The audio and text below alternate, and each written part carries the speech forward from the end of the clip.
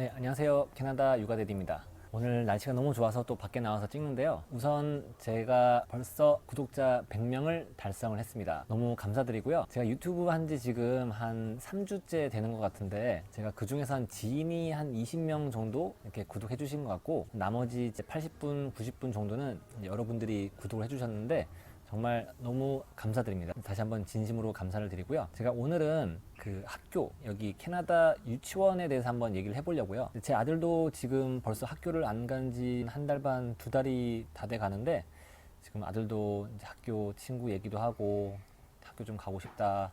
저희도 집에서 계속 놀아주고 이렇게 하다 보니까 좀 이제 지치는 것도 있고요. 저희 아들 같은 경우에는 여기서 태어났고 2살 때부터 데이케어도 다녔고, 그리고 프리스쿨도 다녔고, 그리고 JK, SK라고 여기서 말하는 이제 유치원 공교육이거든요.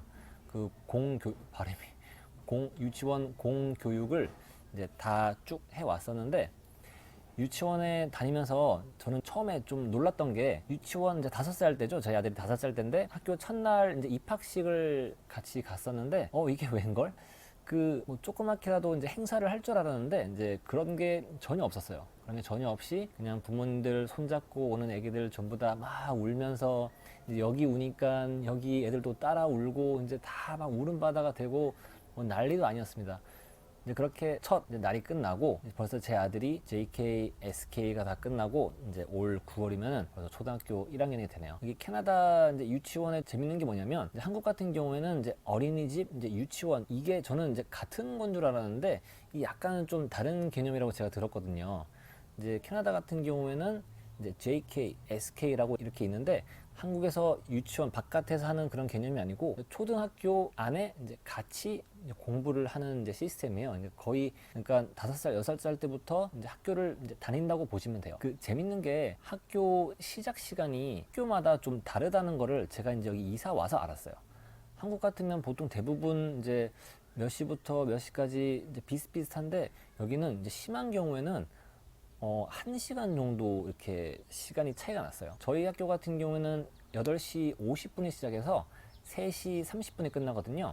다행히 학교가 풀타임으로 이제 진행되고 있어서 부모님들도 여기서 이제 맞벌이를 하기가 좀 수월하게 하실 수 있는 것 같아요. 불과 한 5, 6년 전만 해도 여기 캐나다도 유치원 공교육이 이제 풀타임이 아니었대요.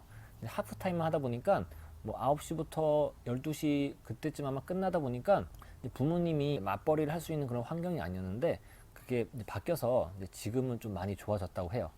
저희도 약간 좀 그런 혜택을 보게 된 거죠. 그리고 학교를 보냄에 있어서 한국이랑 이제 같은 부분은, 이제 한국도 지정 주소에 따라서 학교가 배정이 되는데, 여기도 마찬가지입니다. 여기도 자기 집 주소에 따라서 가는 학교가 이제 정해지거든요. 이제 그리고 또 하나 특이한 부분은, 여기 캐나다는 또 스쿨버스가 다니잖아요. 이 스쿨버스도 자기 집 주소에 따라서 이제 오는 지역이 있고 오지 않는 지역이 있어요. 자기 집이 학교에서 좀 가까우면 스쿨버스가 안 오고요. 학교에서 좀 이제 멀면 이제 스쿨버스가 오거든요. 그래서 스쿨버스가 이제 안 오는 이제 지역 같은 경우에는 이제 아침마다 부모님이 이제 자녀분을 데리고 학교까지 직접 이제 가셔야 되고, 저희처럼 이제 스쿨버스가 오는 지역은 자녀를 스쿨버스 타는 데까지 이제 같이 손잡고 가서 스쿨버스에 이제 태워주고, 그렇게 이제 출근을 하시거나 집에 가시면 되는 시스템입니다. 보통 스쿨버스에는 이제 학생들밖에 탈 수가 없어요. 어떤 부모님들이 처음에 이제 애들이 막 울거나 막 그러면은, 정말 그 마음 같아서는 스쿨버스에 이제 같이 타서 학교에 좀 그런 거를 이제 기대를 하시는데, 그렇게는 할 수 없고요. 스쿨버스에는 학생들만 이렇게 타고 갈 수가 있습니다. 그리고 이제 이게 제 아들 가방인데요. 가방에 스쿨버스를 타는 애들은 이제 이런 택이 달려 있어요. 이런 택에 뭐 자기 반이 어떤 반이고, 그리고 부모님의 전화번호라든지,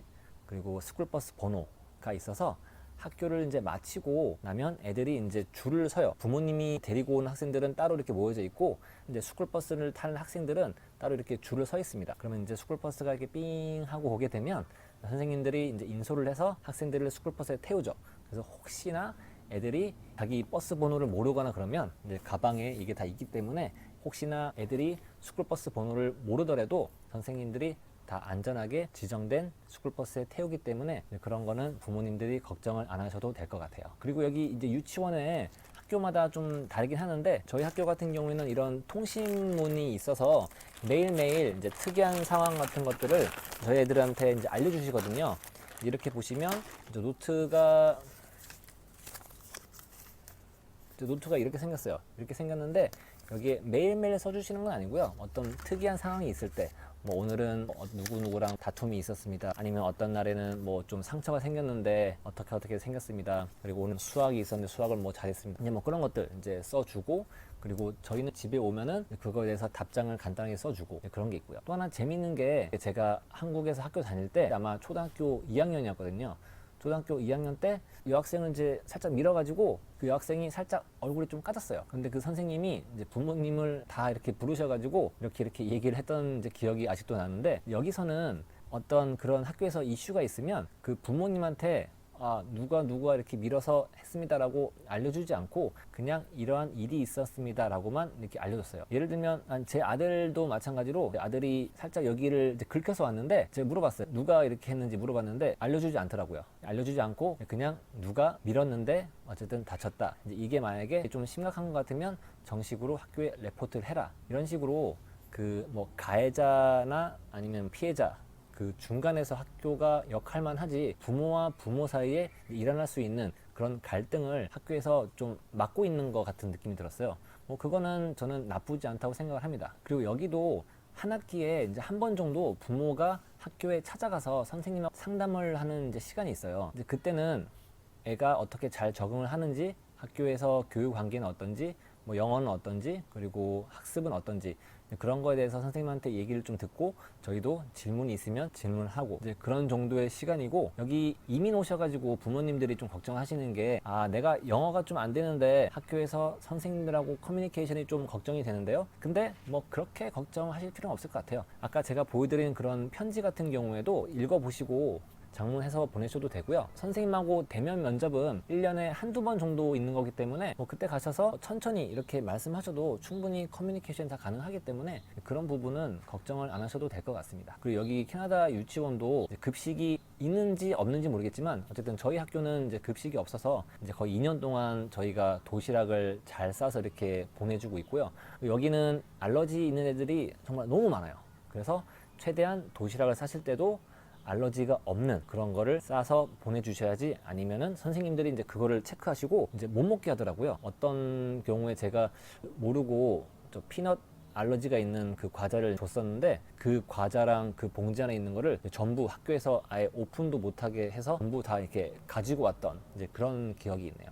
이제 유치원이다 보니까 뭐 학교에서 집으로 보내는 숙제나 뭐 그런 거는 이제 거의 없고요. 이제 학교에서 대부분의 학습을 하고 오고 이제 집에서는 이제 저희 부모들이 알아서 조금씩 가르치던지, 아니면 여기도 학원 같은 게 있긴 있거든요. 수학이라든지 기본 영어라든지 그런 데를 보내셔가지고 좀 부족한 부분이 있는 학생들은 가서 공부도 하고 그렇게 하고 있는 것 같습니다. 네, 오늘 영상은 여기까지고요. 오늘도 날씨가 너무 좋아서 밖에 좀 나가고 싶긴 한데 그래도 아직까지는 여기 바이러스가 완벽하게 종식이 안 돼서 좀 걱정도 있고, 그래서 오늘은 여기 뒤뜰에서 그냥 가족들하고 간단하게 차도 마시고 음식도 좀 먹고 그렇게 해야 될 것 같아요. 네, 여러분들도 주말 잘 보내시고요. 그러면 다음 시간에 또 뵙겠습니다. 감사합니다.